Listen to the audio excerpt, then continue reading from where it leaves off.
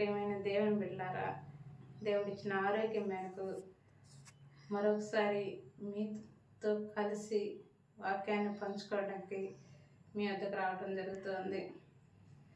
ఈ దినం యోహాను రాసిన ప్రకటన గ్రంథం గురించి. ప్రకటన గ్రంథం అనగానే కొంచెం కష్టం, కొంచెం ఇష్టం ఉంటుంది. నాకైతే కొంచెం ఇష్టంగానే అనిపిస్తూ ఉంటుంది. ఎందుకంటే జరిగింది, జరగబోయేది, జరుగుతూ ఉన్న విషయాల గురించి యోహాను గారు ఇక్కడ వర్ణించడం జరుగుతూ ఉంది. నేను స్కూల్లో పనిచేసేటప్పుడు కొంతమంది పిల్లలను అడుగుతూ ఉంటాం. డైరెక్ట్గా అడిగేస్తా, ఎందుకు హోంవర్క్ చేయలేదనే వాడిని అడగకుండా రాత్రి ఏం చూసేవారు నువ్వు టీవీలో అని అడిగినప్పుడు నేను వాళ్ళు క్రైమ్ న్యూస్, కొంతమంది అయితే కబడ్డీ చూసామని ఇట్లా వాళ్ళు చెప్పడం జరుగుతూ ఉంటుంది.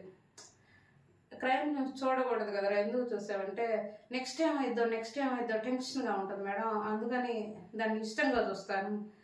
సినిమా చూసేటప్పుడు కూడా భయం వేసే సినిమా చూస్తాను. నాకు అది చూస్తున్నప్పుడు నాకు భయంగానే ఉంటుంది. నెక్స్ట్ ఏం జరుగుతుందనే టెన్షన్లో ఉండటం వల్ల దాన్ని ఎక్కువగా తెలుసుకునే దానికి మేము ప్రయత్నం చేస్తూ ఉంటామని.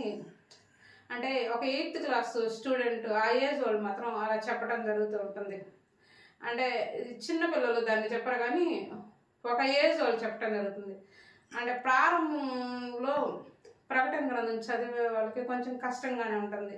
కొంచెం ఆత్మీయంగా స్థిరపడిన తర్వాత నెక్స్ట్ ఏంటి, దేవుడు జరగబోయే గురించి ఏం చెప్తాడనే ఉద్దేశం తెలుసుకునేదానికి చాలా ఇంట్రెస్ట్గా నేను ఎక్కువసార్లు ప్రకటన గ్రంథం చదివా. ప్రారంభంలో నాకు అసలు ఏమీ అర్థమయ్యేది కాదు. అయినా పదే పదే దాన్ని చదువుతూ ఉన్నప్పుడు అసలు ఎంత క్లియర్గా, ఎంత ఇంట్రెస్ట్గా అనిపించేదంటే అది ప్రతిసారి ఏ వాక్యం చెప్తున్నా రెఫరెన్స్ కోసం ప్రకటన గ్రంథంలో వాక్యాలు గుర్తుకొస్తూ ఉంటాయి. అందులో ఈరోజు ఒక జరుగుతూ ఉన్న సంఘటన గురించి నేను మీ వద్దకు తీసుకురావాలనుకుంటున్నాను. ప్రకటన గ్రంథం 1వ అధ్యాయం 19వ వచనంలో ఈ రీతిగా రాయబడి ఉంది.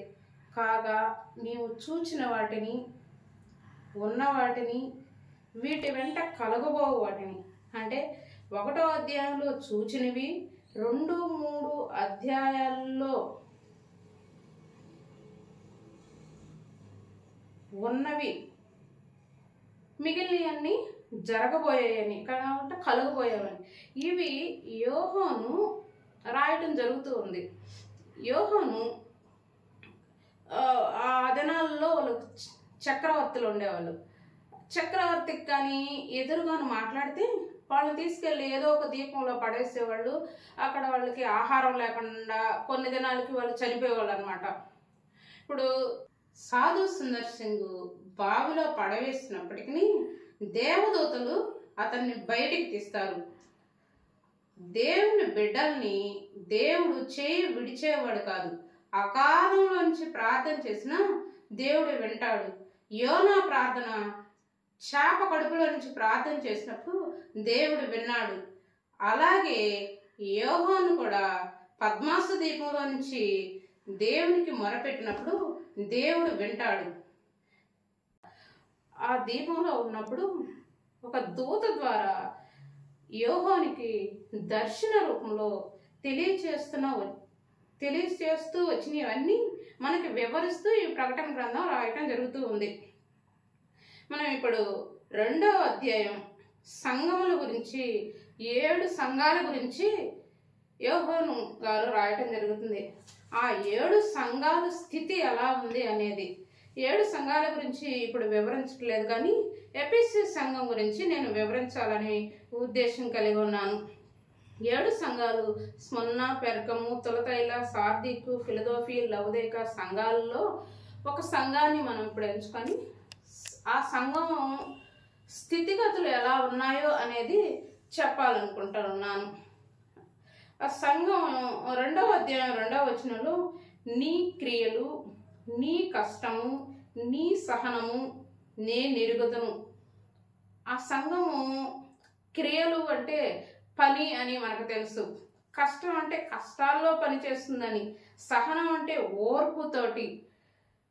ఇక ఇంకొక వచనం కూడా ఉంది, అపోస్తులు కాకుండా అపోస్తులను చెప్పుకొని వారు పరీక్షించి వారు అబద్ధికులని నీవు కనుగొంటివని నీ సహనము కలిగి నా నామము నిమిత్తం భారము భరించి అలా లేదనియు నేను ఎరుగుదును. ఏమని చెప్పాడు? నీ క్రియలు బాగున్నాయి, నీ కష్టం బాగుంది, నీ సహనం బాగుంది, ఎవరి తప్పు వాళ్ళని శిక్షించే విధానం కూడా నాకు నచ్చింది. కానీ అయితే అనే విషయాలు చెప్పేటప్పుడు అసలు విషయం చెప్పడం జరుగుతుంది. మనం ఎవరికైనా ఒక ఉత్తరం రూపంలో రాసినప్పుడు వాళ్ళని కొద్దిసేపు అన్ని పాజిటివ్ థింగ్సే చెప్పి నెక్స్ట్ చెప్తాం, కానీ నీలో ఈ మార్పు ఉంది అని. అప్పుడు దేవుడు చెప్తుంది, కానీ అనే విషయం చెప్పి నీవు ఏ స్థితిలో నుంచి పడిపోతివో అది జ్ఞాపకం చేసుకొని మారు మనసు పొంది ఆ మొదటి క్రియలను చేయము. 4వ వచనం ఉంటుంది, అయినను మొదట నీకుండిన ప్రేమ నీవు వదిలితివని. అయినను మొదట ప్రేమగా ఉన్నది ఎఫెసీ సంఘం, ఇప్పుడు ప్రేమను కోల్పోయింది. మొదట కష్టం అయినా పని చేసింది, ఇప్పుడు అవన్నీ వదిలిపెట్టినప్పుడు దేవుడు మాట్లాడుతూ ఉన్నాడు. అలా నువ్వు మారు మనసు పొందాలి, హెచ్చరిస్తూ ఉన్నాడు. లేని ఎడల నీ దీపమును దాని చోటు నుంచి తీసివేస్తాను అంటున్నాడు. మన దీపం ఎప్పుడు వెలుగుతూనే ఉండాలి, కానీ అది తీసివేసే పరిస్థితి వస్తే ఒక శిక్షకి గురైనట్లు.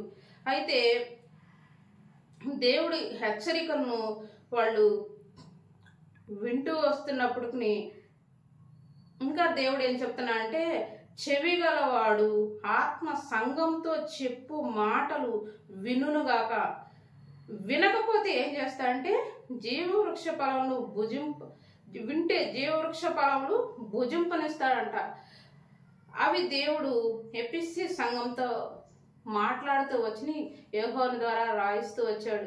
ఇది నాళ్ళ సంఘాల పరిస్థితి కూడా ఇలానే ఉంది. మొదటి స్థితి ఇప్పుడు లేదనే చెప్పవచ్చు. మొదట్లో సంఘ కాపరులు ఎంతగా శ్రమించేవాళ్ళు. ఒక సైకిల్ మీద నేను ఎరుగుదనండి, నా చిన్నతనంలో సైకిల్కి లైట్ కట్టుకొని వెనక మైక్ పెట్టుకొని గ్రామాలు వెళ్ళి సువార్త ప్రకటించిన సంఘాలని నేను ఎరుగుదును. అంత శ్రమించేవాళ్ళు, వాళ్ళ కష్టం అని అనుకునేవాళ్ళు కాదు. అక్కడ ఉండేవాళ్ళు కూడా అంత ఆత్మీయంగా వీళ్ళని ఆహ్వానించేవారు. ఇప్పుడు ఆహ్వానించి వాళ్ళు ఆ కుటుంబ ప్రార్థనలు అరేంజ్ చేసుకున్నారు. ఇప్పుడు కుటుంబ ప్రార్థనలు ఎక్కడ చూడట్లేదు. సంఘాల్లో అంత శ్రమించి పనిచేసే వాళ్ళని కూడా చూడట్లేదు. వాక్యాన్ని బోధిస్తున్నారు, వాక్యంలో మర్మాన్ని చాలా చక్కగా చెప్పగలుగుతున్నారు. ఇంతకుముందు వాళ్ళకి అంత జ్ఞానం ఒకవేళ చదువులు తక్కువ అయి ఉండొచ్చు, కానీ ఇప్పుడు వాక్య జ్ఞానం చాలా ఉంది, చాలా చక్కగా బోధిస్తూ ఉన్నారు. కానీ మొదటి ప్రేమ మాత్రం లేదని చెప్పాలని అనిపిస్తుంది. చూస్తూ ఉన్నప్పుడు సంఘాల్లో పరిస్థితి అలాగే ఉంటుంది. సంఘంలో ఉన్న వచ్చిన వాళ్ళు కూడా ఒకరి కుటుంబాల గురించి ఒకరు తెలుసుకొని వాళ్ళ గురించి ప్రార్థించే పరిస్థితి తగ్గిపోయిందనే చెప్పాలి. కానీ మనం మొదటి స్థితి కోల్పోతే దేవుడు ఏం చేస్తానని చెప్పాడు? దీపస్తంభంని తీసివేస్తానని చెప్పాడు.